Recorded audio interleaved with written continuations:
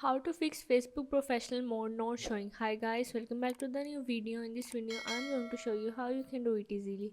So the steps are very easy and simple, so now let's get started. First of all, you have to go in the Google Play Store.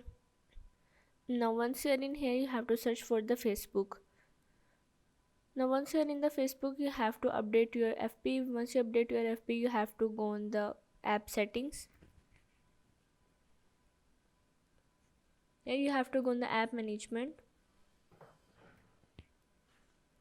and search for the Facebook. Now once you're in, you have to go on the storage and cache. Here you have to clear the cache. Once you clear the cache, you have to refresh your Facebook and go on your profile.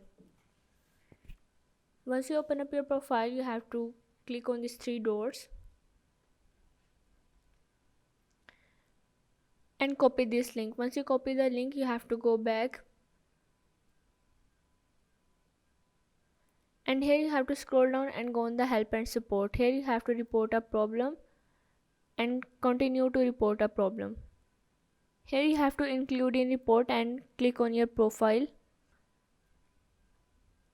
Now once you're in, you have to add the attachments here, like you have to add the link here and also add the screenshot.